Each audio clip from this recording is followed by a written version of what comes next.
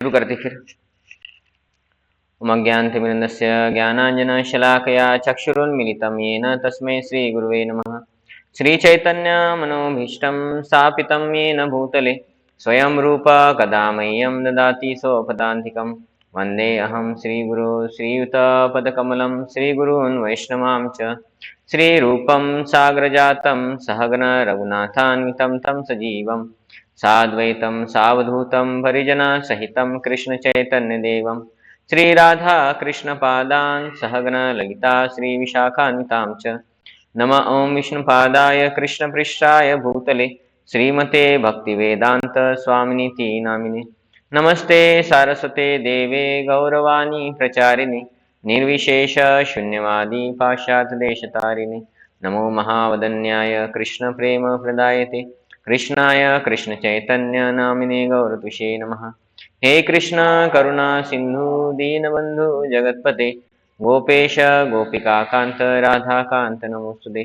तप्त कांचन गौरांगी राधे वृंदावनेश्वरी वृषभानुसुते देवी प्रणमामि हरिप्रिये।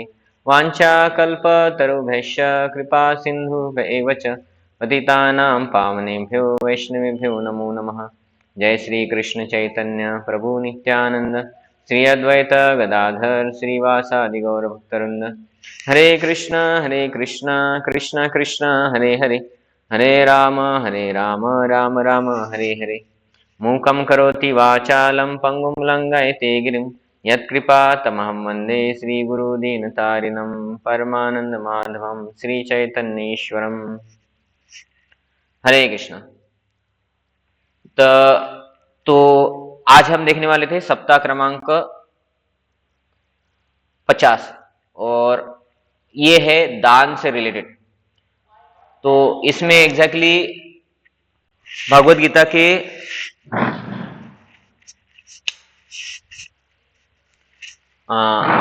एक अध्याय है जिसमें दान के बारे में आता है। उससे 3 श्लोक लिए हैं और वो बताते हैं सत्वगुण तमोगुण और रजोगुण, इसमें भी दान होता है। तो सत्वगुणी दान क्या है, रजोगुणी दान क्या है, तमोगुणी दान क्या है, ऐसा वो बोलते हैं। तो अभी ये हमारा जो भक्ति वृक्ष रहता है उसमें नॉर्मली सिलेबस कैसा डिजाइन है, प्रभुपाद जी की पुस्तकों से है, अलग अलग जगह से कुछ ना कुछ ऐसा है हमारा पूरा सिलेबस है। और अभी ये 50 नंबर है, इसके बाद फिर 64 में समाप्त हो जाएंगे।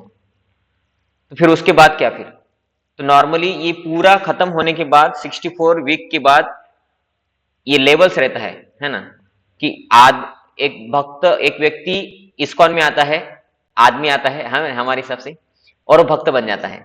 ये इसके पीछे का उद्देश्य है, ये पूरा सिलेबस के पीछे। लेकिन इसमें वो बनेगा कब, जब वो अच्छे से अटेंड करेगा, उसको प्रैक्टिस करेगा तब। नहीं तो जैसे पिछली बार भी बोला कि ये सेशन हमारे आगे बढ़ रहे हैं, लेकिन हम वो उसमें जो बताया कि 16 माला जप करना है ना, लहसुन प्याज को धीरे धीरे करके छोड़ना, और बाकी भी प्रभुपाद जी की पुस्तकें पढ़ना है ना, घर में भोग लगा के खाना, ये सब जो इसमें बताया जाता है, वो जो करता है उसी को उसका फायदा हुआ, हम ऐसा बोल सकते हैं। नहीं तो क्या होगा, सिलेबस कंप्लीट हो गया और याद तो कुछ नहीं रहता हमारा, है ना। मैं पढ़ाऊंगा तो भी मुझे भी याद नहीं रहेगा कि हर हफ्ते में क्या क्या हुआ। मतलब ये याद रखने के लिए नहीं है, ये जो सिलेबस डिजाइन होता है इस्कॉन में या कुछ प्रवचन होते हैं, ये प्रवचन किस लिए है, सुधार के लिए, चेंज ऑफ हार्ट ऐसा बोलते हैं उसको। तो नॉर्मली बाहर के इसमें जो प्रवचन कीर्तन होते हैं उसमें वो उद्देश्य नहीं रहता है। उनका उद्देश्य रहता है हम कुछ प्रवचन करेंगे, ये लोग डोनेशन देंगे, मंदिर ही चलता रहे, है ना। ऐसा ही रहता है ना कि भाई हम कुछ प्रवचन, किधर भी कुछ नॉर्मली ये सिस्टम है ही नहीं। इस्कॉन में ही है कि लोग मंदिर आते तो प्रवचन भी सुनते हैं और उनको ट्रेनिंग दिया जाता है। और बाहर के मंदिरों में देखा जाता है कि लोग प्रवचन होता ही नहीं, प्रसाद भी नहीं बटता, उधर बटा तो थोड़ा सा कभी तो बट जाता है, या थोड़ा रोज बटता है लेकिन थोड़ा सा बटता है। लेकिन लोगों का हृदय चेंज करने के लिए कोई शिक्षा ही नहीं प्रदान की जाती। तो फिर वो मंदिर कैसे चलते हैं, वो मंदिर ऐसा चलते हैं, आपका हृदय शुद्ध है तो आप आओ मंदिर में, थोड़ा भगवान का दर्शन लो, अगरबत्ती घुमाओ, नारियल फोड़ो, पैसे डोनेशन दो, और घर में जाके भौतिक जो आपका है वैसे ही रहो, है ना। उनकी इसमें चेंज करने के लिए कुछ नहीं रहता। लेकिन हमारा जो है इस्कॉन, ये इस्कॉन एक मंदिर नहीं, एक इंस्टीट्यूशन बोलते हैं उसको, है ना, ट्रेनिंग इंस्टीट्यूशन। तो इसमें हम क्या करते हैं, भक्त बनाते हैं। और भक्त बनना मतलब क्या होता है, यूट्यूब पे कुछ वीडियो देख लिया, उतना करने का बस खत्म, ये नहीं है, है ना। तो हमारा जीवन का उद्देश्य है भगवत धाम जाना। तो ये सब जो क्लासेस होते हैं उसका उद्देश्य भी यही है कि ये क्लासेस होने से हमें कुछ ऐसा ट्रेनिंग मिले और हम उसको जीवन में उतारे जिसकी वजह से हम भगवत धाम जाए। तो ये सिलेबस कंप्लीट हुआ ऐसा हम बोल सकते हैं। नहीं तो 64 वीक के बाद अगर कोई आदमी अगर चेंज नहीं होता है तो सिलेबस कंप्लीट हुआ ही नहीं, है ना। लेकिन सिलेबस कंप्लीट हुआ, व्यक्ति भक्त बनने के बाद फिर आगे क्या, फिर आगे भी क्या करना है, इसको कंटिन्यू रखना है। तो ये जब 64 वीक कंप्लीट हो जाएंगे हमारे, उसके बाद भी हम कुछ ना कुछ भागवतम शुरू करेंगे। तो भागवतम ये कैसा है, ये भगवत गीता भागवतम अलग अलग इससे भी है, उपदेशामृत, ईशोपनिषद, अलग अलग इससे है। भागवतम हम लेंगे, उसमें कथाएं रहेंगी, पूरा पूरा भागवतम हम कवर करेंगे, ऐसा रहेगा। ठीक है, आज का पहला टॉपिक कवर करते हैं। एक बार इसको चार्जर लगा देता हूँ।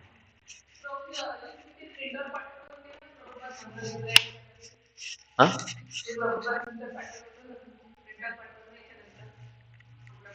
हाँ हाँ हाँ, नाही हे कंप्लीट नाही झाले ना, हे 64 होय, मी जे तुम्हाला पाठवलं ते 64 झाल्यानंतर मग भागवतम। हाँ हाँ, इसको समय लगेगा 64 वीक कंप्लीट करने के लिए, अभी तो हमारा 50 चालू है। तो ठीक है, आज का हम शुरू करते हैं। तो पहला अभी आपके पास नहीं है, मैं ही पढ़ता हूँ, है ना। तुमच्याकडे आहे, ठीक आहे। मी त्यांना प्रिंट आउट काढायला सांगितलं होतं पण त्यांनी काढले नाही, अजून दिलेच नाही। तो मैं दिखाता भी हूं, है ना। तो पहला है हमारा नामामृत, पवित्र नाम का अमृत।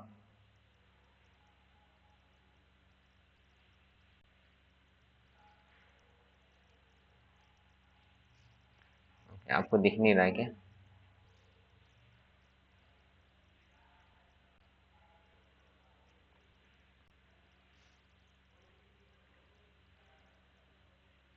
ठीक है। पवित्र नाम के लेने से होने वाले हृदय परिवर्तन की पहचान की व्यक्ति भौतिक बंधन से अनासक्त हो जाता है। तो ये क्या बोल रहे हैं कि नाम लेने से हमें भौतिक बंधन से अनासक्त होना चाहिए, लेकिन अभी तो हमारा उतना हो ही नहीं रहा है। तो हम क्या है, हम प्रोसेस में है कि हमने कपड़े डिटर्जेंट के पाउडर में, है ना, पानी में भिगा दिए हैं और एकदम से पूरा साफ नहीं होगा, लेकिन होगा, धोने से थोड़ा आज कम होगा, है ना, गंदगी कम होगा, फिर कल और धोएंगे, परसों और धोएंगे तो साफ साफ होते जाएगा, ऐसा है। तो पवित्र नाम के लेने से होने वाले हृदय परिवर्तन की पहचान कि व्यक्ति भौतिक बंधन से अनासक्त हो जाता है। मतलब क्या है, भौतिक बंधन कम कम होने लगा है कि अभी तो हम पूरी तरीके से सब कुछ छोड़ने के लिए तैयार नहीं है भक्ति के लिए, लेकिन एक कुछ ना कुछ चीज हमने आज छोड़ा है। जैसे कि कुछ भक्तों ने टीवी देखना छोड़ा होगा, है ना, मूवीज देखना। कुछ भक्तों ने लहसुन प्याज छोड़ा होगा। कुछ भक्तों ने जो पूरा समय भौतिक के लिए देते थे, वो भौतिक में से थोड़ा समय बचा कि अभी माला जप कर रहे, भगवान के प्रवचन सुन रहे, मतलब भगवान के रिलेटेड जो कथाएं होती है वो प्रवचन सुन रहे हैं।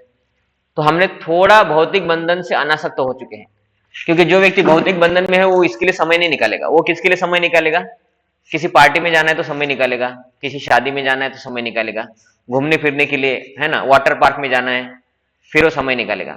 माला करना है तो बोलेगा समय ही नहीं है, मंदिर में आओ तो समय ही नहीं है, भोग लगा के आओ, भोग लगाने के लिए भी समय नहीं है, 5 मिनट भी नहीं है, व्हाट्सअप व्हाट्सअप के लिए समय है, ऐसा।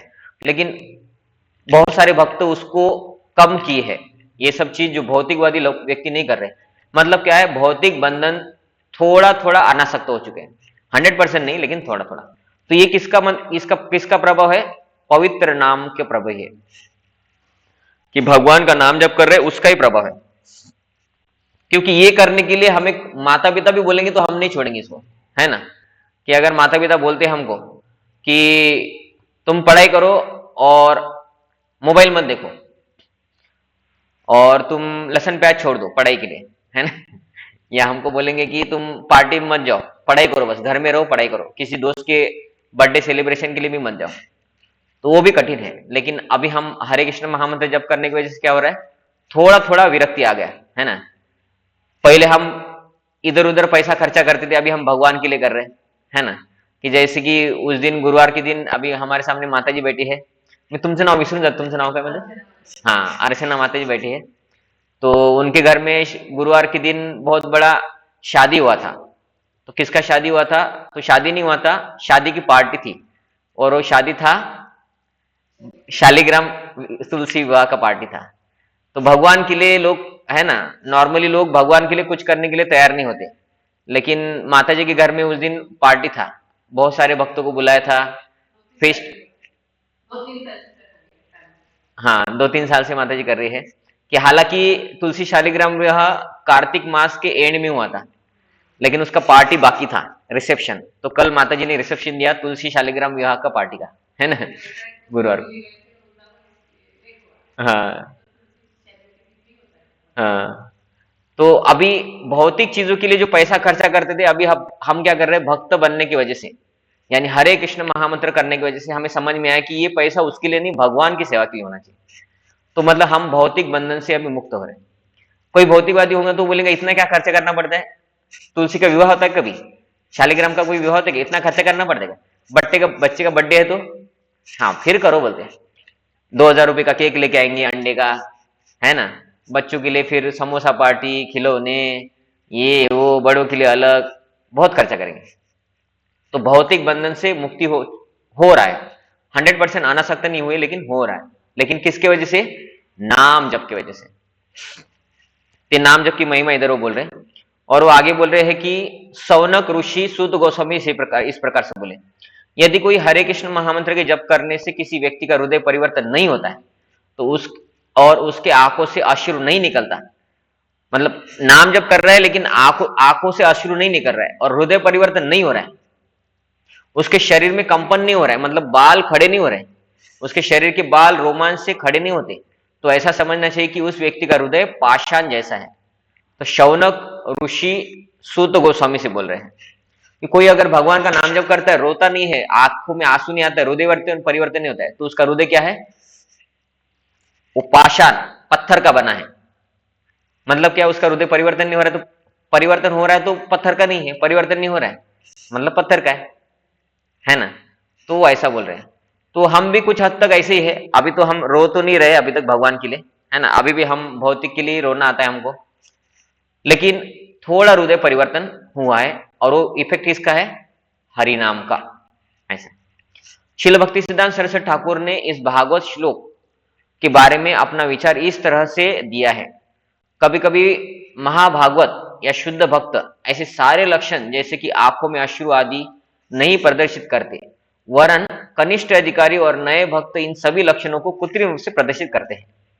इसका यह मतलब नहीं है कि नए भक्त महाभागवतों से अधिक आगे है। हृदय परिवर्तन होने की वास्तविक पहचान है कि जब व्यक्ति को भौतिक बंधनों से अनासक्त हो जाए, यही वास्तविक परिवर्तन है। अगर कोई आध्यात्मिक जीवन में वास्तव में आगे बढ़ रहा है और उसे भौतिक सुखों से अनासक्त हो जाना चाहिए। यदि कभी ऐसा देखा जाता है कि कनिष्ठ अधिकारी हरे कृष्ण मंत्र का जप करते समय कृत्रिम रूप से अश्रु प्रदर्शित करते हैं, लेकिन वह फिर भी भौतिक सुखों में आसक्त है, तो वास्तव में उसका हृदय परिवर्तित नहीं हुआ है। यह परिवर्तन व्यक्ति के व्यवहार में आना चाहिए। तो इधर वो क्या बोल रहे हैं कि कोई अगर व्यक्ति अभी इधर शौनक मुनि बोल रहे कि कोई हरे कृष्ण महामंत्र करता है और उसके आंखों से आंसू नहीं आ रहा है, तो उसका हृदय पाषाण का है, पत्थर का दिल है। तो बहुत सारे लोग तो रोते ही नहीं फिर हमारे सामने, है ना, फिर शुद्ध भक्त कोई है ही नहीं क्या। तो इधर वो बोल रहे नहीं, कभी कभी महान भागवत शुद्ध भक्त भी, उनको रोने का भी इच्छा होता होगा, फिर भी वो नहीं रोएंगे, और ऐसे लक्षण को दिखाते नहीं है, आएगा तो भी नहीं दिखाएंगे। कि फॉर एग्जाम्पल अभी इस्कॉन में भी कितने सारे महान भक्त हैं, शुद्ध भक्त, है ना, परम पूज्य लोकनाथ स्वामी महाराज, राधानाथ स्वामी महाराज, ये सभी महाराज कौन है, ये शुद्ध भक्त हैं। क्योंकि प्रभुपाद जी के लिए उन्होंने जो किया, तब उस समय इस्कॉन इतना आगे बढ़ा भी नहीं था। अभी हम इस्कॉन में क्यों आते, क्योंकि बहुत चमक दमक है।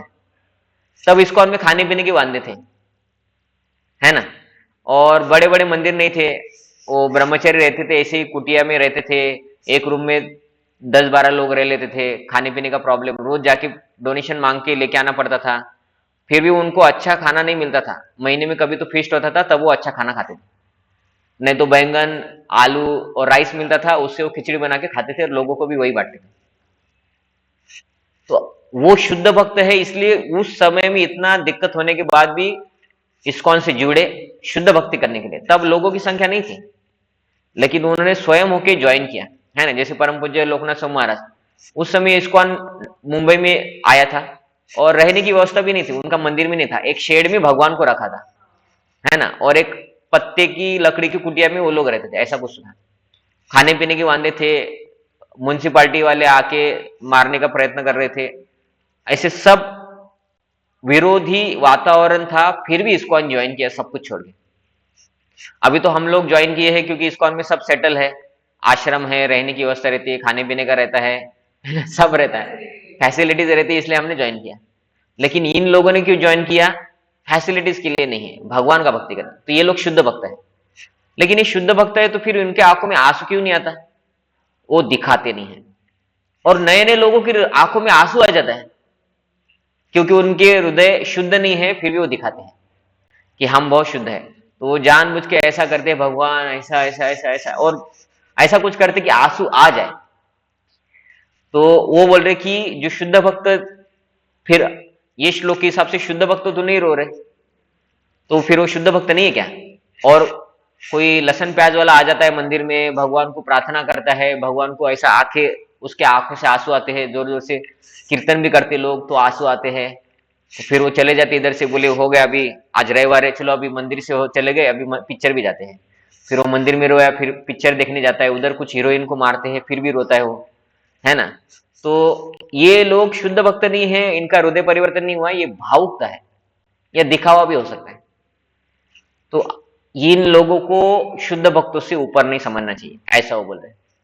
तो ये हरि नाम के बारे में था, लेकिन इसमें क्या बोल रहे हैं, एक शब्द उन्होंने, एक लाइन उन्होंने बोला कि इधर बोल रहे हैं, इसका यह मतलब नहीं है कि नए भक्त महान भक्तों से आगे है। तो फिर आगे क्या बोल रहे हो, हृदय परिवर्तन होने की वास्तविक पहचान है कि जब व्यक्ति को भौतिक बंधनों से अनासक्त हो जाए।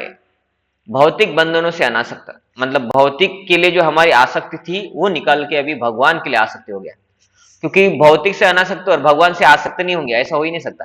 किधर ना किधर आसक्त होना पड़ेगा, तो पहली आसक्ति छूट जाएगी।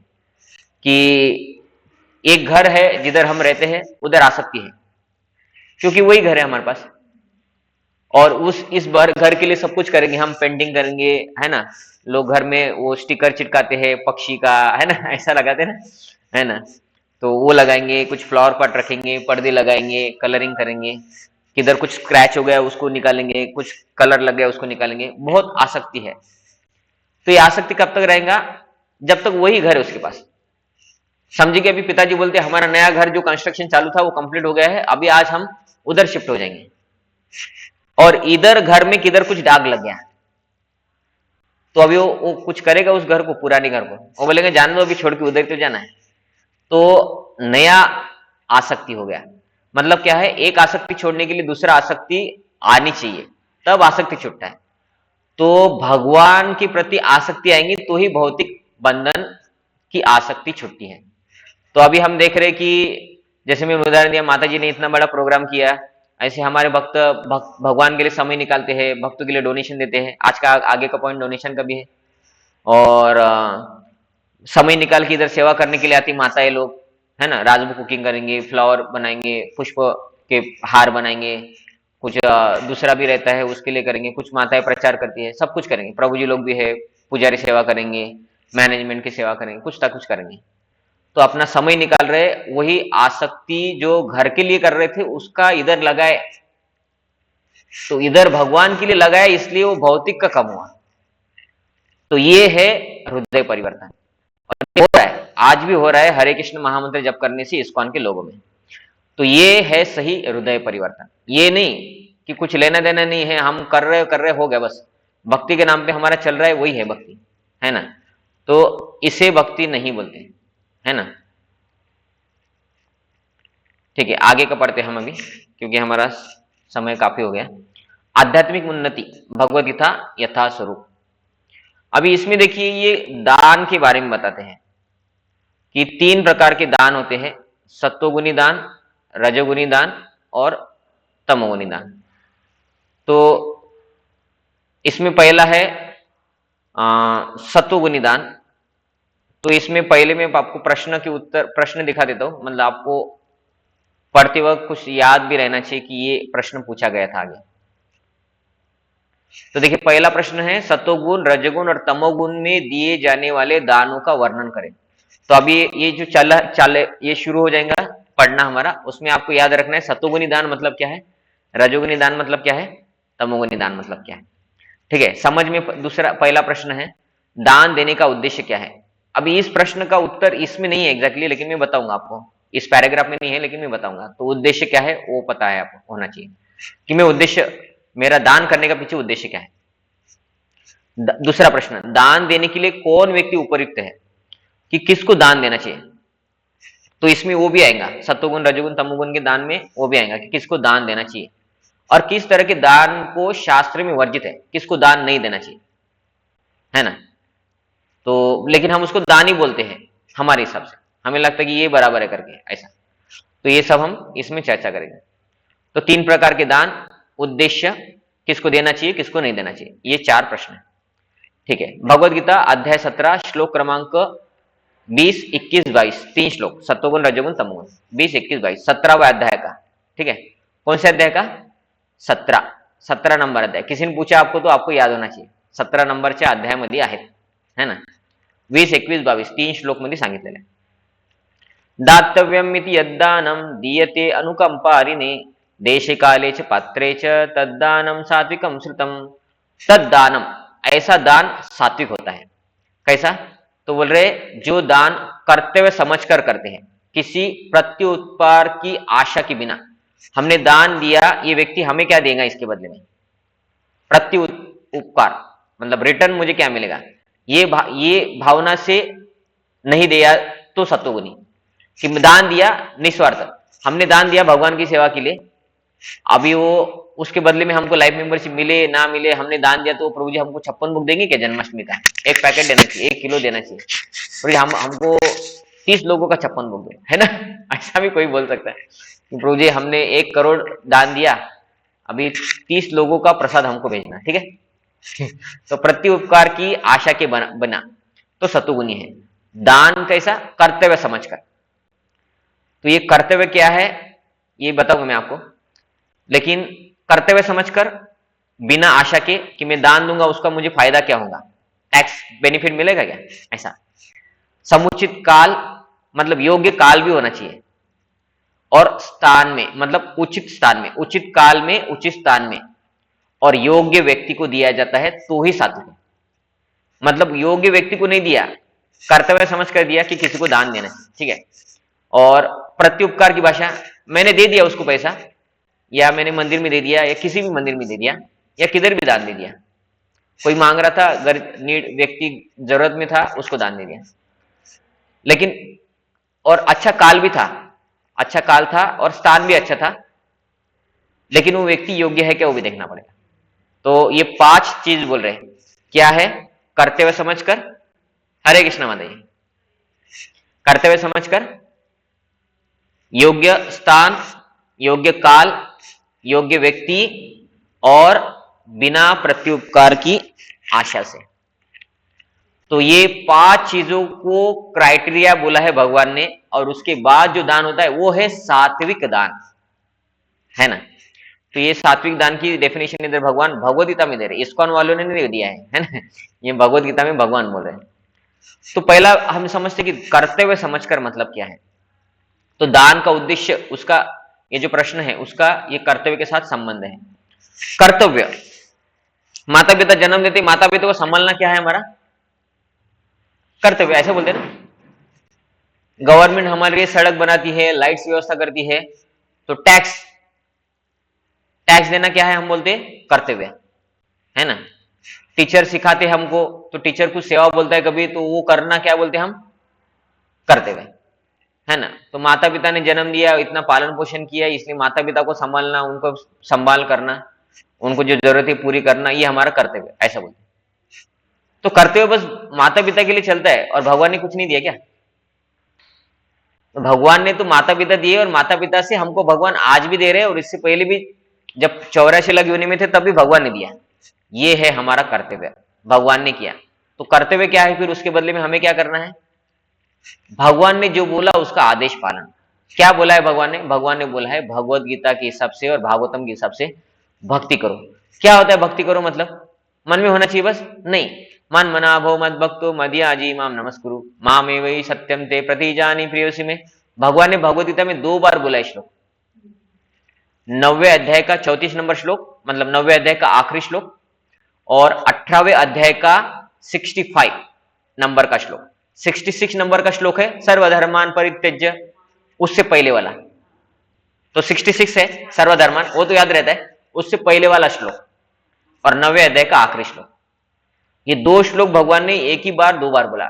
मन मनाभो मद भक्तो मदियाजी माम नमस्कुरु, ये 2 लाइन एज इट इज फिर से रिपीट किया। नया श्लोक बनाने के लिए भगवान के पास नया कुछ आ नहीं रहा था क्या दिमाग में? कविता करते तो रिपीट होता क्या कुछ? है ना। तो जरूरी था, इसलिए भगवान बार बार बोल रहे हैं कि भक्ति करना मतलब ये। तो कर्तव्य, कर्तव्य क्या है? भगवान के आदेश पालन करना। भगवान ने क्या बोला? मेरे भक्त बनो, मेरा नाम करो, है ना। तो जो भी भगवान ने शास्त्रों के माध्यम से, शुद्ध भक्तों के माध्यम से हमको बोला है, उस तरीके से भक्ति करना को भक्ति करना बोलते हैं। हमारे मनमानी ढंग से हम कुछ भी हमें अच्छा लगता है वो करना, यूट्यूब पे देख लिया उसको करेंगे, ये भक्ति नहीं होती, है ना। यूट्यूब पे देखने के बाद कुछ उसमें से बातें परंपरा में होने से अच्छा भी हो सकता है, लेकिन यूट्यूब का सही सब कुछ नहीं हम पालन कर सकते। इसलिए एक व्यक्ति से गाइडेंस लेना पड़ेगा। यूट्यूब पे देख के हम ABCD अबकड़ नहीं सीख सकते। सीख सकता है? ऐसा होता तो फिर बच्चों को स्कूल में डालने की जरूरत ही नहीं होती। बच्चों को मोबाइल दे दो, अभी तो हम बच्चों को मोबाइल दे देते हैं, बच्चा सीख जाना चाहिए। सीखता ही नहीं बच्चा, बाकी सब कुछ होता है, उसको यूट्यूब खोलना आता है ना, बाकी वो प्राइम वीडियो, ये वीडियो सब कुछ खोलने आता है, लॉक करना आता है, पासवर्ड डालना आता है, सब वो करता है, उसको बस पढ़ाई लिखाई नहीं आता है। तो यूट्यूब से आध्यात्म, भौतिक भी एजुकेशन कंप्लीट नहीं होता है, आध्यात्म कहां से होगा? बराबर है ना। कि ये जो माया का डिवाइस है मोबाइल, ये क्या है? ये माया में डालने के लिए बना है। इससे भौतिक भी एजुकेशन कंप्लीट नहीं कर सकते। उल्टा भौतिक एजुकेशन के लिए मोबाइल सबको देने के लिए बोला था कोरोना में, उसके वजह से लोगों का माइंड खराब हो गया। अभी लोग सफर कर रहे हैं, कोरोना के बाद इतना मोबाइल का यूज हो गया, उसके वजह से इतना आदत खराब लग गया बच्चों को कि अभी छोड़ते ही नहीं है।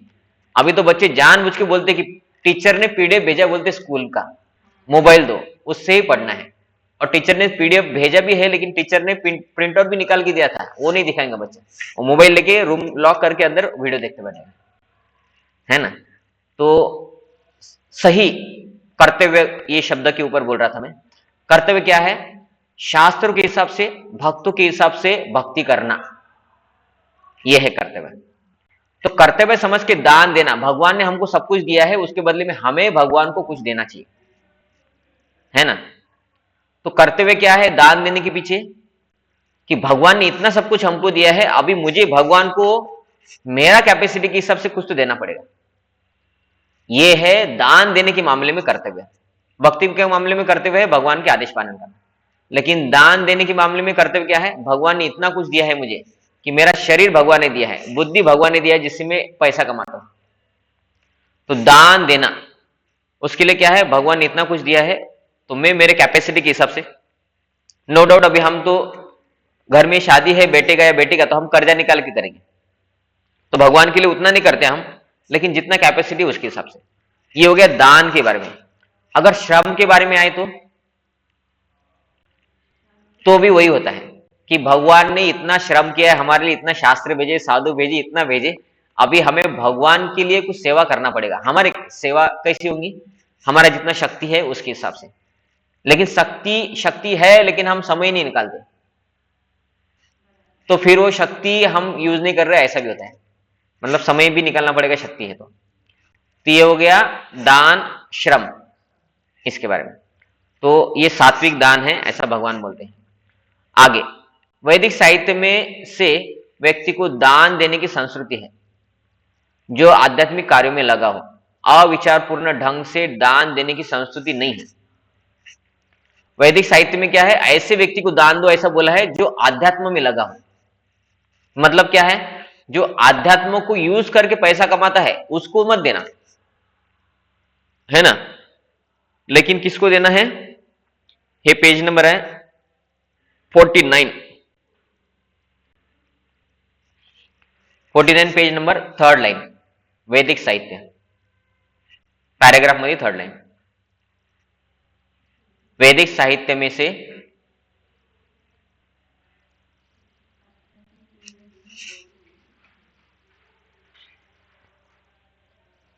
बैठला, वैदिक साहित्य में से जो व्यक्ति को दान देने की संस्कृति है, किसको, जो आध्यात्मिक कार्यों में लगा हो। मतलब जो आध्यात्म में लगा है उसी को दान देने की संस्कृति है। अविचारपूर्ण ढंग से दान देने की संस्कृति नहीं है। मिला? ओके सॉरी, फिर मैं गलत बताया हूं आपको, एक मिनट। ठीक है, 50 नंबर का आध्यात्मिक उन्नति निकालिए।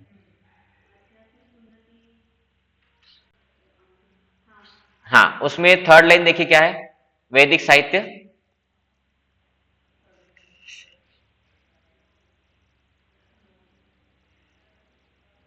वैदिक साहित्य नहीं है, सप्ताह 50।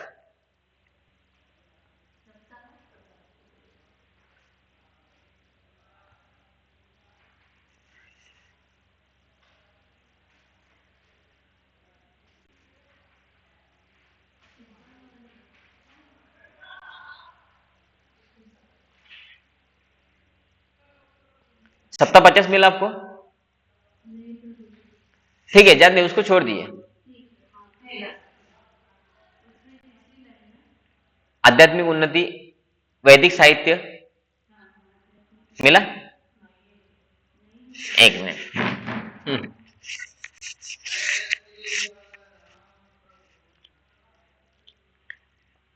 सप्ताह 50, ये कौन सा प्रिंट है?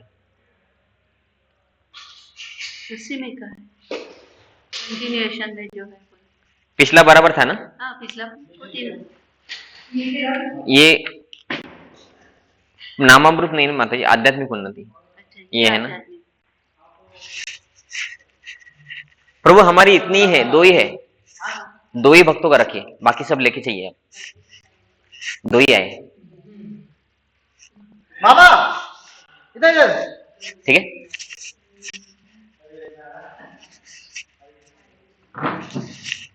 आज पाव भाजी भी बनाया था, खीर भी बनाया था और चपाती सब्जी दाल राइस भी बनाया था। हाँ, 3 निकाल के रखिए।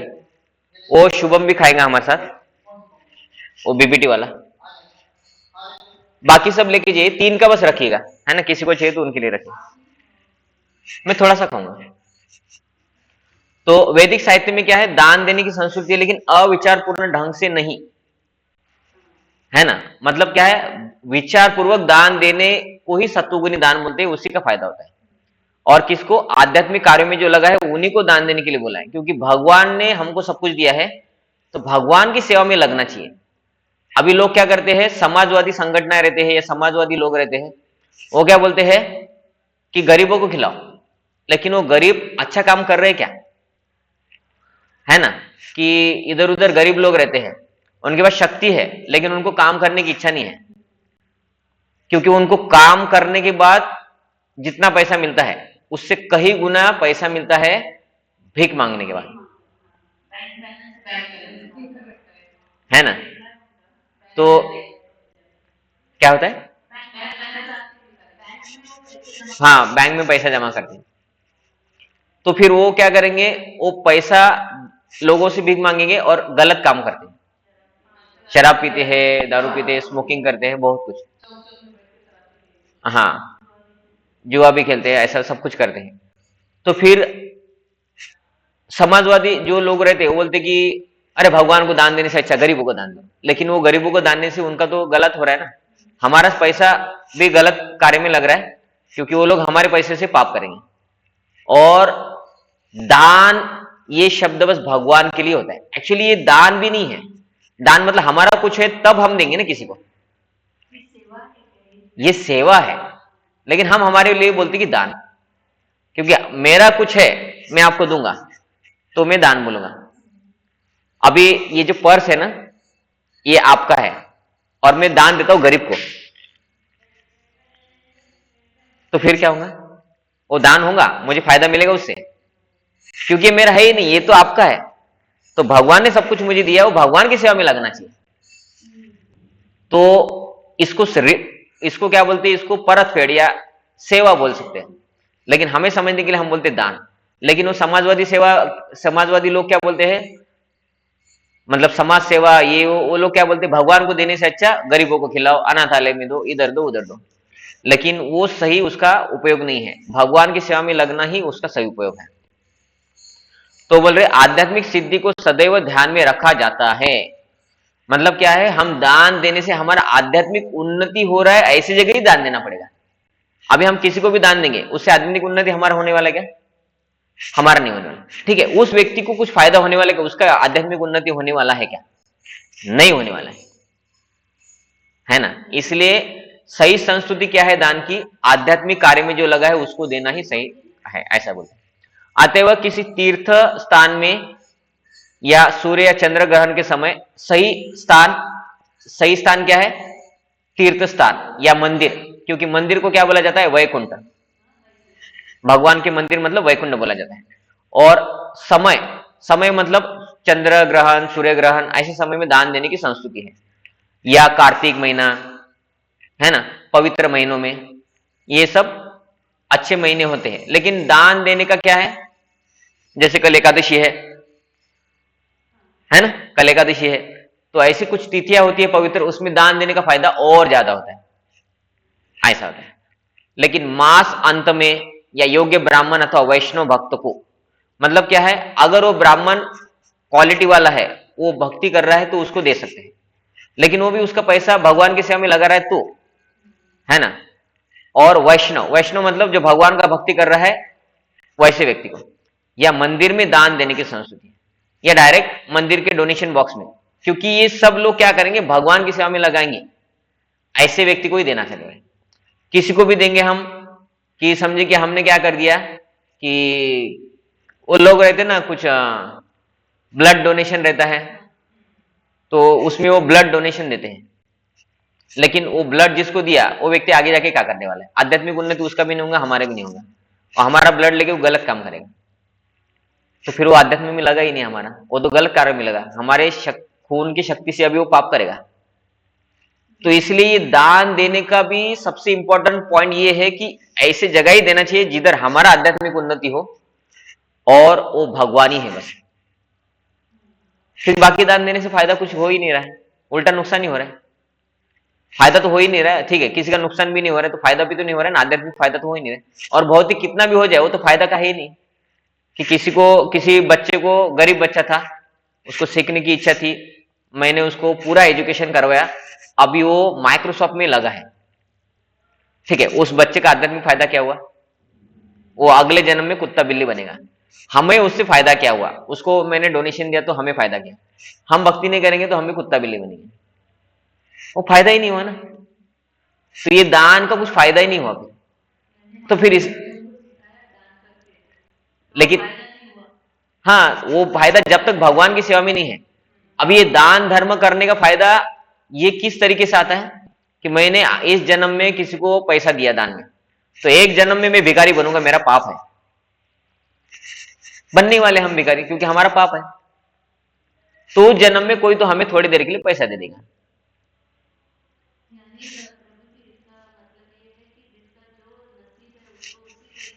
हाँ हाँ, और लोगों को भी आध्यात्म के लिए प्रवृत्त करना पड़ेगा, क्योंकि जब वो आध्यात्म के लिए दान देंगे तब उनको सुकृति मिलेगा भक्ति का, फिर वो भी भक्ति में आएंगे एक दो जन्म के बाद। तो ये लोग फिर दान करके उसको फायदा क्या होता है? ये लोग जब तकलीफ में होंगे तब उनको, उन्होंने जैसे दान दिया था वैसा थोड़ा उनको फायदा हो जाएगा। लेकिन तकलीफ में जाना उनका कटा क्या? दान की वजह से। इनको कभी ना कभी भिखारी बनना पड़ेगा, सड़क पे रहेंगे, कोई आदमी आके उनको 500 रुपए देके चला जाएगा, ये दान का फायदा हुआ। कुछ फायदा हुआ? आपको भिखारी मतलब हमें भिखारी बनना पड़ेगा, वो दान वापस लेना है ना। मैंने किसी को दिया था, अगले जन्म में या और 3-4 जन्म के बाद मैं जब भिखारी बनूंगा तब मुझे उस दान का फायदा होना चाहिए।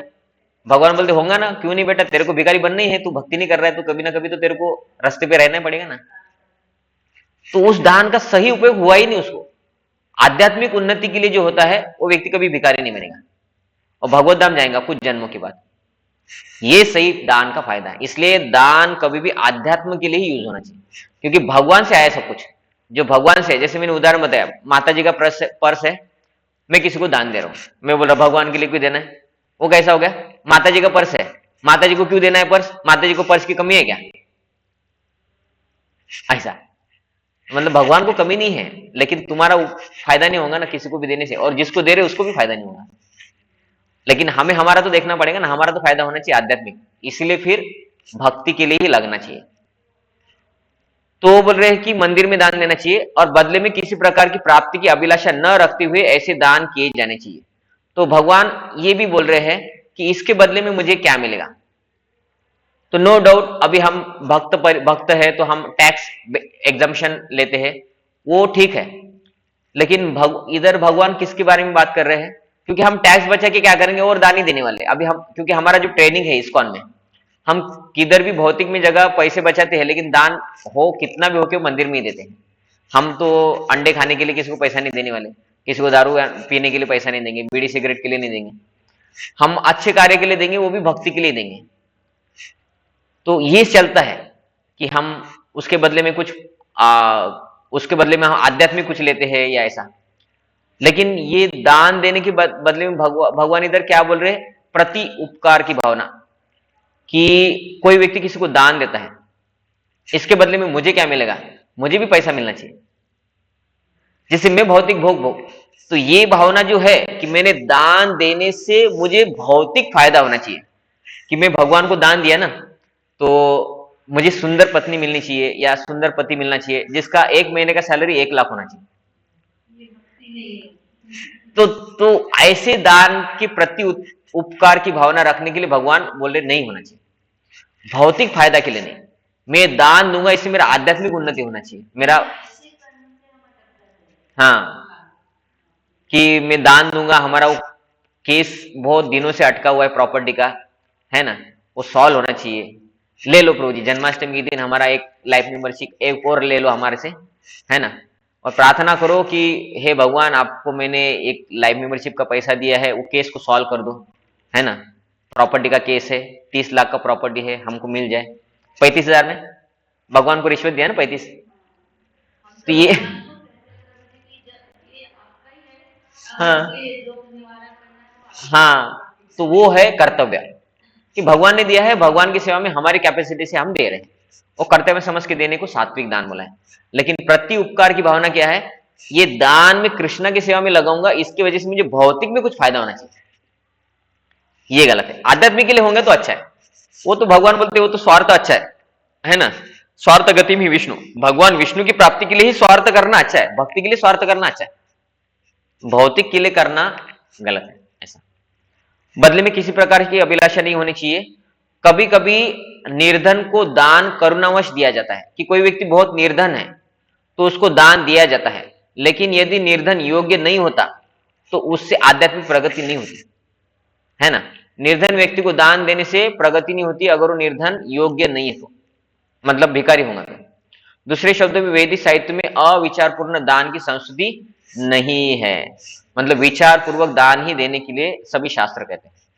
अभी दूसरा रजोगुनी दान के बारे में भगवान बोलते हैं, सत्वगुनी दान। अभी रजोगुनी दान के बारे में भगवान क्या बोलते हैं? यत्तु प्रत्युपकारार्थम फलम उद्देश्य वा पुनः दीयते च परिक्लिष्टम तद्दानम राजसंस्कृतम। किंतु जो दान प्रति उपकार की भावना से या कर्म फल की इच्छा से या अनिच्छा पूर्वक किया जाता है वह रजोगुनी कहलाता है। मतलब क्या है? देखिए अभी तक मैं बताया ना आपको, प्रति उपकार की भावना, मैं दान देने से मुझे क्या फायदा होगा? भौतिक। आध्यात्मिक के लिए करते तो ठीक है, भौतिक कि मैं भगवान को है ना 1 लाख रुपए देता हूं, उसके बदले में मेरे को बिजनेस में 1 करोड़ का फायदा होना चाहिए। तो ये गलत है, ये प्रत्युपकार की या फल की इच्छा है। और दूसरा इधर बोला है अनिच्छा पूर्वक, बिना इच्छा के। अरे ये क्या लोग, ये लोग, उनको जब से पता चलेगा कि हम भी कृष्ण भक्त है, हमको भक्ति करना अच्छा लगता है, ये लोग हर महीने आ जाते, बोलते भाई क्या बोलते इसको, महीने में देते हम उसको क्या बोलते, नित्य सेवा। ये लोग नित्य सेवा देने के लिए, मांगने के लिए आ जाते। अभी इनको बोल भी नहीं सकते ना, है ना। कुछ लोग रहते ना जो उनके माता पिता ने उनको थोड़ा अच्छे से संस्कार दिया है कि दान देना चाहिए, साधु की साधु लोगों का मान सम्मान करना चाहिए, उनको तिरस्कार नहीं करना चाहिए, ये वो नहीं बोलना चाहिए कुछ। तो फिर हमारे इस्कॉन के भक्त क्या करते हैं, वो पकड़ लेते हैं ऐसे लोगों को कि प्रभु जी आप नित्य सेवा शुरू करो, हर महीना आप 1000-2000 रुपए कितना दिया करो, भगवान ने इतना सब कुछ दिया आपको, थोड़ा भगवान की सेवा में लगाओ, उससे आपको भी बहुत फायदा होगा, पाप कटेंगे, ये कटेंगे, वो कटेंगे, बहुत कुछ बताते। तो उसको लगता है यार एक बार जन्माष्टमी में हमने 1000 रुपए क्या दे दिए, ये लोग हर महीना ही आते हैं, है ना। तो ये अनिच्छा पूर्वक, ठीक है हमारा 3000 करोड़ का प्रॉपर्टी, लेकिन हर बार के हर महीना 1000 रुपए महीना भगवान को देना चाहिए क्या? क्या लोग है ये? कौन अक्षय ब्रो? ओके, वो 50,000 रुपए देते? हाँ, मंदिर के लिए? बाप रे। हाँ, सैलरी अच्छा है, वर्क फ्रॉम होम भी है। तो माता जी बता रहे हैं हमारे एक प्रभु जी इधर आई बिल्डिंग में रहते हैं, तो वो महीने में 50,000 रुपए महीना मंदिर की सेवा के लिए देते, नित्य सेवा, ऐसा बोले माता जी। तो मतलब इतना इतना भी इच्छा किसी का हो सकता है? अरे 50,000 तो माता पिता को भी नहीं दे गई, माता पिता को भी देने के लिए लोग बोलेंगे 50,000 का माता पिता करेंगे क्या, उससे अच्छा तो मैं मेरे बेटी की शादी के लिए रखूंगा ना। तो भगवान के लिए दे रहे, मतलब कितना उनका उदार ये है कि भगवान ने हमको दिया है, हम भगवान के लिए देंगे। 50,000 कोई मैं सुना नहीं था इतना देता है करके, हल्दीराम भी नहीं देता 50,000 रुपये महीना है ना। तो ये इच्छा पूर्वक दे रहे हैं। वो तो कभी भी ना बोल सकते प्रभु जी अभी थोड़ा है ना प्रॉब्लम है, ऐसा बोल के 25,000 आज से 25,000 ठीक है, 50 का अभी थोड़ा कम करते हैं, है ना। बाप रे, माता जी बोले 5 साल से 50,000 रुपये महीना दे रहे हैं है ना, हम तो विचार भी नहीं कर सकते। तो मतलब इतना भाव हो सकता है, क्योंकि इतने सारे लोगों को कितना पैसा मिलता है, लेकिन वो उतना इतना इच्छा नहीं होता। वो बोलेंगे प्रभु जी ठीक है 50,000 रुपये मेरा सैलरी है, आप 500 रुपये ले लो, है ना। तो लेकिन इच्छा पूर्वक कोई दे रहा है भगवान को, हर महीना 5 साल से दे रहा है 50,000 रुपये, मतलब कितना अच्छा है ना, कितना भक्ति होगा उनका, है ना ऐसा। तो ये अनिच्छा पूर्वक, वो तो इच्छा पूर्वक दे रहे, लेकिन कोई अनिच्छा पूर्वक उनको बहुत सारा पैसा होने के बाद भी हम मांगते तो क्या बोलते हैं, कहां से आ गए लोग, अभी तो देना ही पड़ेगा, आ गए तो, है ना। बीमार भी नहीं पड़ते ये लोग, हर महीने आ जाते हैं, है ना। तो ये अनिच्छा पूर्वक जो देता है वो रजोगुनी है। हालांकि भगवान ने सब कुछ दिया है, लेकिन मेरे को इच्छा नहीं होती भगवान को देने की, और कोई मांगता तो जबरदस्ती देना पड़ता है, रजोगुनी दान। तो दान कभी स्वर्ग जाने के लिए भी किया जाता है। कुछ लोगों को लगता है दान पुण्य करने से हम स्वर्ग में जाएंगे, उधर अप्सरों के साथ डांस करेंगे, एंजॉय करेंगे, ऐसा उनको लगता है। या कभी पश्चाताप की भावना से देते लोग, है ना, कि हमने बहुत पाप किया है, बहुत मुर्गे काटे हैं, ये किया है ना। कोई मर्डर करने वाला भी होगा, हमने मर्डर किया है, थोड़ा पाप ये करेंगे ना, हमारा पाप कम हो जाएगा। मैंने इतना व्यय इस तरह क्यों किया। कभी कभी अपने वरिष्ठ जनों के दबाव में आकर भी दान दिया जाता है, कि पिताजी बोलते तू दान दे, वो महाराज आ गए ना, उनको दान दो उसको, है ना, उनको दो। तो फिर वो बेटा बोलता है यार ये बूढ़ा जल्दी मर जाए तो मैं इनको बोलूंगा कि आगे से आना मत करके मन घर, है ना जन्माष्टमी में हम खुद आके आपको दान देंगे करके, है ना। तो ये बड़ों के दबाव में आकर कुछ लोग देते हैं, वो भी रजोगुनी दान है, हालांकि दे रहे लेकिन रजोगुनी है। ऐसे दान रजोगुण में दिए जाते हैं। ऐसे अनेक दातव्य न्यास है, मतलब संस्था है, उन संस्थाओं को दान देते हैं जहां इंद्रिय भोग का बाजार गर्म रहता है। मतलब क्या है, वो संस्था में बहुत पैसा आता है और वो लोग इंद्रिय तृप्ति करते हैं, भगवान की सेवा थोड़ी सी होती है, जितना पैसा आता है उतना पैसा भगवान की सेवा में नहीं लगता है, और इंद्रिय तृप्ति ज्यादा होता है, प्रचार भी नहीं करते और स्वयं पालन तो बिल्कुल नहीं करते। बस लाल कपड़े पहन के अच्छे से वो रहते हैं उधर, है ना, दाढ़ी वाड़ी बनाए हैं मस्त, उनका मूछ भी है, बाल भी लंबे हैं, और अच्छे से उधर रहते हैं, खाते पीते हैं, लेकिन भक्ति वक्ति नहीं करते, बस थोड़ा बहुत फ्री में चल रहा है, लाल कपड़े पहनने में क्या प्रॉब्लम है ना। तो ये बाजार, इंद्रिय भोग का बाजार गर्म है बोलते हैं। भक्ति वक्ति नहीं चल रहा है, लेकिन डोनेशन के पैसा आता है बहुत, क्योंकि ऐसे बहुत सारे संस्था है ना कि वो प्रचार नहीं करते, और अच्छे से प्रचार भी नहीं करते, और लोगों को प्रवृत्त भी नहीं करती ये सब छोड़ने के लिए कि लहसुन प्याज छोड़ दो, नॉनवेज छोड़ दो। वो बोलते तुमको जो करना है करो, आपका सैलरी अच्छा है ना, थोड़ा दान दिया करो बस। लोगों को अच्छा लगता है। अरे इस्कॉन वाले तो हर बार वही बोलते हैं, चाय छोड़ा कि नहीं, माला किया कि नहीं, लहसुन प्याज छोड़ा कि नहीं, मंदिर में आया करो। ये लोग देखो, ये लोग कुछ नहीं बोलते। इनका मंदिर भी देखो, इनके मंदिर में ये लोग कभी किसी को जबरदस्ती नहीं बोलते कि भाई बैठे हो तो माला करो करके, है ना। इधर हम दान देंगे, वो लोग उधर क्या कर रहे हैं, वो लोग वही कर रहे हैं। ये लोगों को भी एंजॉयमेंट चाहिए, वो जिनको दान दे रहे हैं उन लोगों के पास बहुत भरमसाठ पैसा आता है, वो भी लोग क्या करते हैं, वो उसका पैसे का दुरुपयोग ही करते हैं। तो ऐसे जगह दान नहीं देना चाहिए, ऐसा वो बोल रहे हैं। आगे वो क्या बोलते हैं कि ऐसे अनेक, ये हो गया, वैदिक शास्त्र ऐसे दान की संस्तुति नहीं करते। जो भगवान की सेवा में लगता है उधर ही दान देने के लिए बोलते हैं। ऐसी संस्थाएं जो भगवान की सेवा नहीं कर रहे लेकिन भगवान का मंदिर बांधे हैं तो थोड़ा करते हैं, तो फिर हम बोलेंगे थोड़ा तो कर रहे हैं, लेकिन हम जो पैसा दिया उसका सदुपयोग अगर किधर होता है तो उधर देना अच्छा है ना। प्रचार कार्य, और भगवान ने बोला है कि ये जो करता है मेरा सबसे प्रिय भक्त है, मतलब भगवान भी चाहते हैं कि प्रचार करने वाली संस्थाओं को ही दान देना चाहिए। नहीं तो भगवान ऐसा क्यों बोल के कि भगवद गीता के 18वें अध्याय के 69 नंबर श्लोक, 69 श्लोक नंबर में, कि जो प्रचार करता है मेरा सबसे प्रिय भक्त है। मतलब भगवान जानबूझ के बता के गए कि जो बस मंदिर बांध के विग्रह सेवा करता है, ठीक है वो भी सेवा है, तो कुछ लोग नहीं कर रहे दूसरे अच्छा वो कर रहे, लेकिन जो प्रचार करने वाला वो तो मेरा प्रिय भक्त है। तो मतलब प्रचारकारी संस्थाओं के लिए दान देना सर्वोत्तम है, ऐसा है। अभी आगे, अभी तामसिक दान के बारे में आता है। आदेश काले यदानम पात्रेभ्य च दीयते असत्कृतम अज्ञातम तत्तामसम आवृतम। तो इधर बोले तथा जो दान किसी अपवित्र स्थान में, मतलब क्या है अपवित्र स्थान, मतलब क्या है, किधर तो चले गए दारू पीने के लिए चले गए, उधर दूसरा एक आ गया गरीब, ये अमीर आदमी गया दारू खरीदने के लिए और दूसरा गरीब आदमी आ गया, वो बोलता है दे दो ना साहब आज, है ना, आज उधार दे दो उधार दे दो। अमीर आदमी को दया आ जाता है, अरे यार गरीब इतना मांग रहा है, ये आदमी उधार भी नहीं दे रहा है, अरे उधार देने की जरूरत नहीं, मैं भरता हूँ इसका पैसा, इसको दे दो दारू, फायदा हुआ कुछ। कोई आदमी है वो नॉनवेज की दुकान पे जाके नॉनवेज खा रहा है और दूसरा भिखारी बाहर से देख रहा है, ऐसा कांच में से लोग खा रहे हैं, वो बोलता है वो भिखारी को लेके आओ, इसको भी परसों मुर्गी लेके आओ इसके लिए, है ना। तो ये ऐसे दारू पीने वाले, नॉनवेज की दुकान, इधर जो दान दिया जाता है ये गलत दान है ना।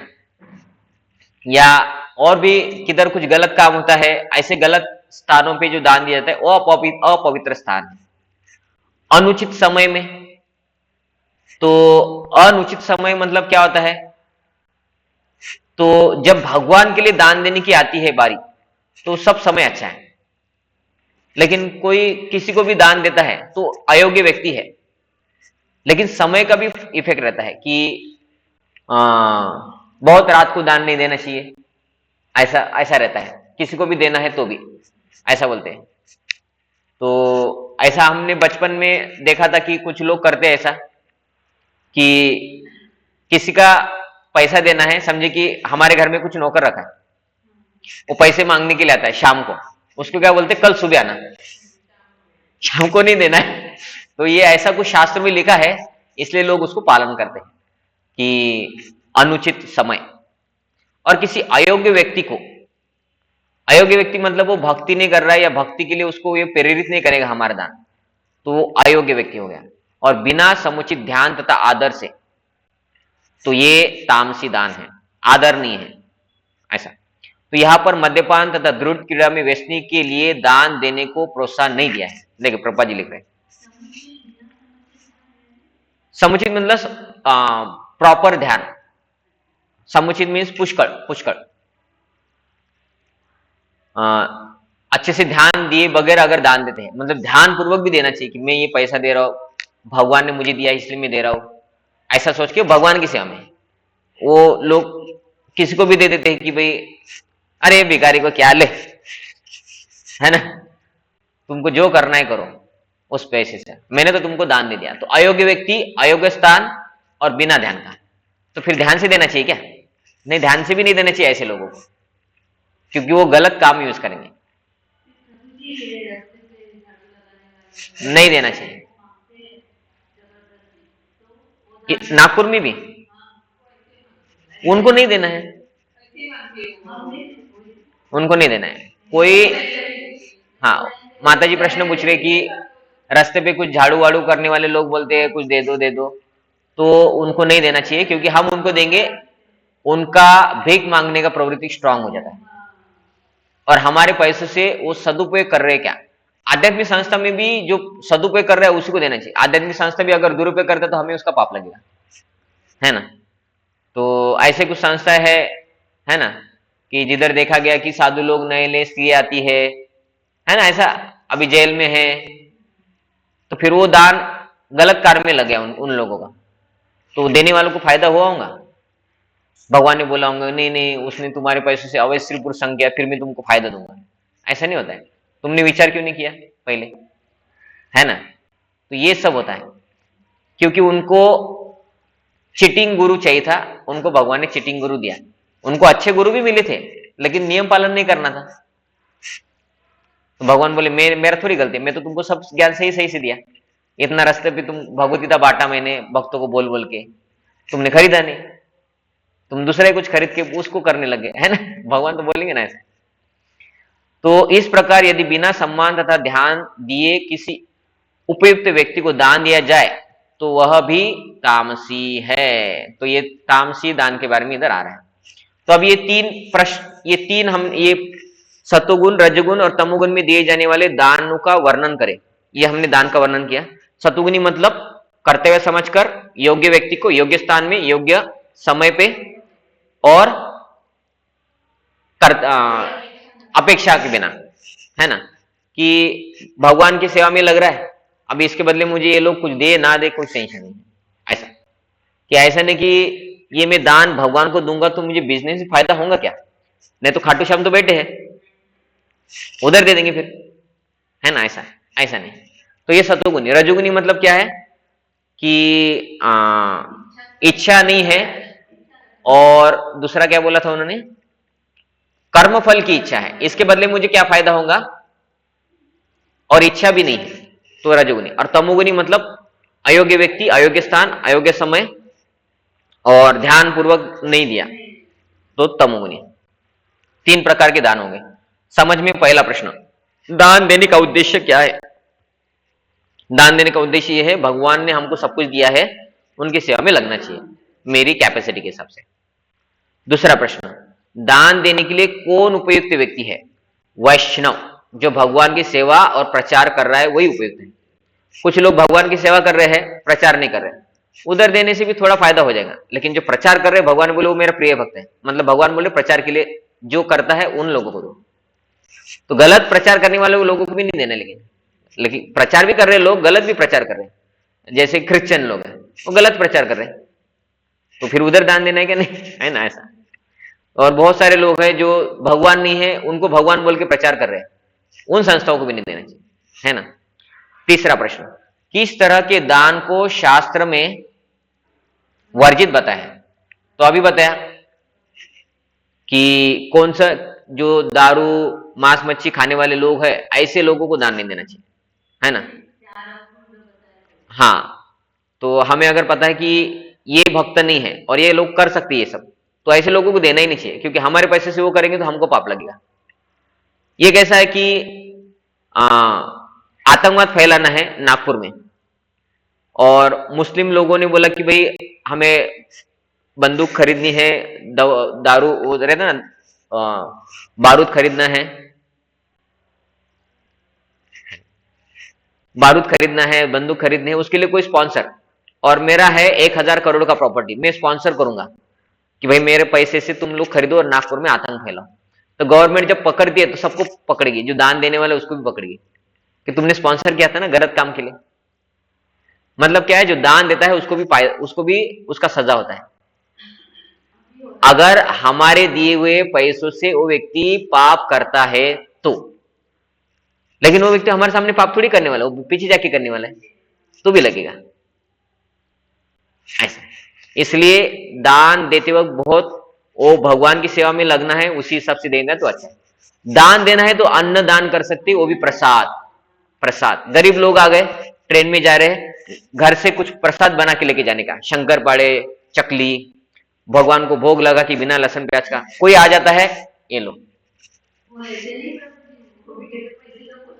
उनको बोलने का ये लेना है तो लो, नहीं तो आगे बढ़ो, है ना। उनको पैसे ही चाहिए तो उनको बोलो आगे बढ़ो, प्रसाद लो आगे बढ़ो, नहीं तो बिना प्रसाद के आगे बढ़ो, ऐसा। तो भगवान का प्रसाद दे सकते, उससे आध्यात्मिक फायदा होगा उनका और हमारा होगा, क्योंकि हम प्रचार कर रहे हैं। इसलिए आध्यात्म से जुड़े हुए लोगों को, मतलब आध्यात्म से जुड़े हुए दान की संस्कृति है भगवत गीता भागवतम में, अन्यथा नहीं है।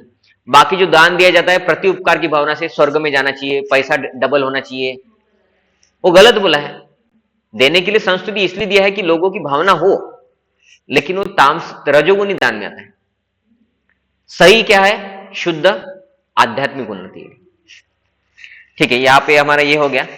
अभी आखिरी पैराग्राफ थोड़ा इंटरेस्टिंग है, ये प्रचार ही सार है।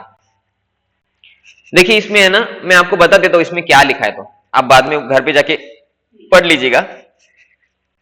तो इसमें ऐसा बताया है, चैतन्य महाप्रभु का चैतन्य चरितमृत में जो बताया है उसमें से एक पैराग्राफ है कि चैतन्य महाप्रभु के प्रचार करने के अलग अलग माध्यम थे।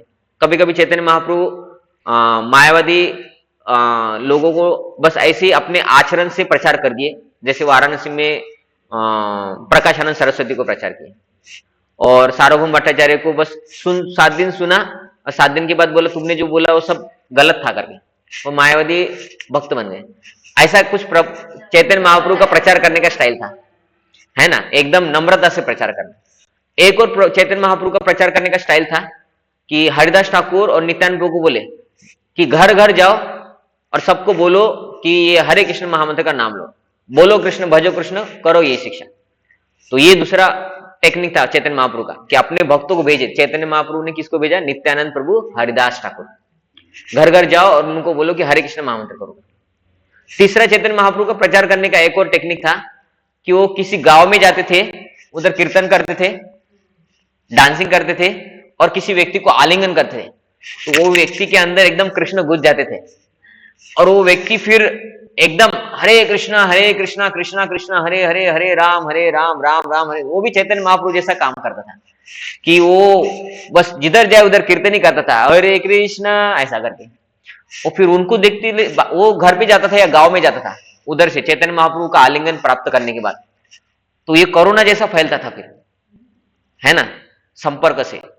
चैतन्य महाप्रभु का आलिंगन हो गया, लग गया उसको, भक्ति का कोरोना लग गया। वो गांव में जाता था, ऐसा ऐसा करता था, लोग आते थे देखते थे क्या हो गया क्या हो गया, अरे अरे ऐसा करो, उसको टच करते थे, वो भी हरे कृष्णा करने लगते थे। तो ऐसा फैलता था वो कोरोना जैसा। तो वो व्यक्ति जो कृष्ण भावना भावित हो गया है चैतन्य महाप्रभु की शक्ति की वजह से, वो गांव में जाके बाकी लोगों को बैठो प्रवचन देंगे, मोबाइल में एसएमएस करेंगे, लाइव करेंगे, ये करने की जरूरत ही नहीं। वो लोग आ गए, उसको टच कर लिया, उसको हरे कृष्णा करते हुए देख लिया, वो बोलेगा आज से हरे कृष्णा ही करना है अभी, है ना, बाकी कोई मंत्र जप नहीं, काली नहीं, दुर्गा नहीं, शंकर नहीं, कुछ नहीं, बस हरे कृष्णा करते हैं लोग। तो चैतन्य महाप्रभु ऐसा एक और तरीका था चैतन्य महाप्रभु का प्रचार करने का, शक्ति दे के उससे प्रचार करते थे। नहीं, शक्तावेश वो शक्तावेश अवतार मतलब प्रभुपाद जी आए थे शक्तावेश अवतार बन के ऐसा, लेकिन ये चैतन्य महाप्रभु उन लोगों में शक्ति डालते थे। वो लोग गांव में जाते थे बिना प्रवचन गिवचन टच से, और हरे कृष्णा वो करता था, दूसरे लोग उसको देखते थे, सुनते थे और वो बोलते अभी यही करना है बस। ऐसा भी प्रचार किया चैतन्य महाप्रभु ने, और गांव के गांव भक्त बन जाते थे। तो ये लिखा इस पैराग्राफ में कि ऐसे करने से वो व्यक्ति गांव जाता था और भक्त बन जाता था, और उसकी वजह से एक गांव से दूसरे गांव वैसे ही होता था, और इसकी वजह से दक्षिण भारत में बहुत सारे भक्त बन गए। इधर लिखा है कि सारे लोग भक्त बन गए। तो इधर लिखा है कि यह आध्यात्मिक शक्ति, लादिनी शक्ति तथा शाश्वत का सार है। ये क्या है? ये भगवान की लादिनी शक्ति है जो चैतन्य महाप्रभु उनके अंदर डालते थे। और आगे वो क्या बोल रहे हैं? भगवान कृष्ण स्वयं या उनका कोई प्रतिनिधि, कोई शुद्ध भक्त किसी भी व्यक्ति को ये संयुक्त शक्तियां कृपा पूर्वक प्रदान कर सकते हैं। मतलब जैसा शक्ति चैतन्य महाप्रभु ने प्रचार के लिए दिया, वैसा ही शक्ति भगवान और भगवान के शुद्ध भक्त बाकी लोगों को भी देते हैं, जिसकी वजह से हम प्रचार कर सकें। तो हमारा शक्ति उतना नहीं है कि हम टच करें। हमें तो बहुत प्रयत्न करना पड़ता है, लोगों को बुलाना पड़ता है, उनके लिए फिस्ट बनाना पड़ता है, व्यवस्था करना पड़ता है ना, बार बार उनको अलग अलग क्लास देना, फिर वो प्रचार होता है। लेकिन हमारी शक्ति से नहीं हो रहा है। ये शक्ति भगवान ने हमको उधार दी है कि भाई तुम अभी प्रचार करो और लोग भक्त बनेंगे। और वही अगर हम इस्कॉन से निकल जाएंगे तो हमारा कुछ नहीं रहेगा, है ना। तो ये भगवान की शक्ति है प्रचारकों को जो भगवान ने दी है वो। और इन शक्तियों से सम्मिलित होकर कोई भी व्यक्ति भगवान का शुद्ध भक्त बन सकता है। श्री चैतन्य महाप्रभु द्वारा अनुग्रहित हर व्यक्ति इस शक्ति से, इस भक्ति शक्ति से आविष्ट था। चैतन्य महाप्रभु ने सबको ये भक्ति शक्ति दी थी तब। आविष्ट मीन्स आवृत्त, है ना। इस तरह महाप्रभु के अनुयायी भगवत कृपा से कृष्ण भावनामृत का प्रचार कर पाए। चैतन्य महाप्रभु के वक्त ऐसा प्रचार वो कर पाए। लेकिन आगे क्या लिख रहे हैं? शक्त्याविष्ट प्रचारक बनने के लिए मनुष्य को श्री चैतन्य महाप्रभु या उनके भक्त गुरु की कृपा प्राप्त करनी चाहिए, उधर होनी चाहिए, ऐसा लिखा है। मतलब क्या? आज तो चैतन्य महाप्रभु नहीं है, अभी हम प्रचार कैसे करेंगे? वो शक्ति प्राप्त कैसे करेंगे? क्या लिखा है उधर? उनके भक्त गुरु की कृपा, है ना। मतलब चैतन्य महाप्रभु के लाइन में अभी जो गुरु है उनकी कृपा हमें प्राप्त करना पड़ेगा। कैसे प्राप्त करेंगे? उनकी सेवा करें। हाँ, शक्त्याविष्ट म्हणजे शक्तीनी आवृत्त झाला, त्याच्या अंगात शक्ती घुसली आता, उनके शरीर में शक्ति प्रवेश करता था, ऐसा तो शक्त्याविष्ट होते हैं। तो इधर वो क्या लिख रहे हैं कि गुरु का अगर हम अभी अच्छे से सेवा करते हैं तो हमें भगवान शक्ति देते हैं प्रचार करने की। क्योंकि अभी चैतन्य महाप्रभु को तो आलिंगन नहीं हो पाएगा भाई हमारा, तो अभी हमें ये इस्कॉन की सेवा अच्छे से करना है। इस्कॉन, ये प्रभुपाद जी बोले मेरा शरीर है, तो प्रभुपाद जी की सेवा अच्छे से करना है। या अभी जो हमारे गुरु बताते हैं वो हमें बताना है, बताया हुआ करना है, तो भगवान हमें शक्ति देंगे, हम और प्रचार करेंगे। क्यों करना है प्रचार? टाइम नहीं इसलिए प्रचार कर रहे, है ना। टाइम है इसलिए प्रचार कर रहे हैं। हाँ, भगवान के धाम जाने के लिए, शुद्ध होने के लिए। और ऐसा करने से भगवान ने बोला है वो मेरा बहुत प्रिय भक्त बनेगा, उससे प्रिय मेरा और कोई भी नहीं है। तो नॉर्मली हम माला क्यों कर रहे हैं? भगवान का प्रिय बनने के लिए। लोग दान क्यों दे रहे हैं? भगवान का प्रिय बन जाएंगे, हमारे जीवन में दुख नहीं रहेगा। भगवान ने बोला प्रचार करो, मेरा सबसे प्रिय बन जाएंगे, फिर सुख ही सुख, आनंद ही आनंद, सुख से ऊपर आनंद रहता है। तो ये भगवान का प्रिय बनने के लिए हम ये प्रचार करते हैं। और शक्ति कहां से आती है? भगवान से ही शक्ति आती है। उसे हर एक से महामंत्र का कीर्तन करने का अनुरोध करना चाहिए। इस तरह से ऐसा व्यक्ति अन्यों को वैष्णव बना सकता है, अर्थात उन्हें यह दिखा सकता है कि किस तरह भगवान का शुद्ध भक्त बना जाए। तो इस तरीके से भगवान से शक्ति प्राप्त करके हम प्रचार कर रहे हैं, जो भी कुछ कर रहे हैं भगवान से शक्ति प्राप्त करके कर रहे हैं। और ये शक्ति क्यों आ रहा है? क्योंकि हम परंपरा में जो आदेश है, उपदेश है, उनका पालन कर रहे हैं इसके वजह से। तो ठीक है, इस प्रकार से हमने 3 प्रकार के दान के बारे में देखा। योग्य दान किधर देना चाहिए वो देखा। पहला हमने देखा कि हरिनाम जप करने से अनासक्त होना शुरू हो जाता है, हरिनाम महिमा में देखा था। और प्रचारी सार में हमने क्या देखा कि शक्ति भगवान देते हैं प्रचार करने की, हमें प्रचार करना चाहिए ऐसा, लेकिन गुरु परंपरा के आदेश पालन करके। ठीक है, आपका कुछ प्रश्न है ऑनलाइन में? किसी का कुछ प्रश्न है या आपका किसी का? माता जी कुछ पूछना है आपको? ऑनलाइन में सुन रहे कि नहीं? हैंड रेस कीजिए आपका।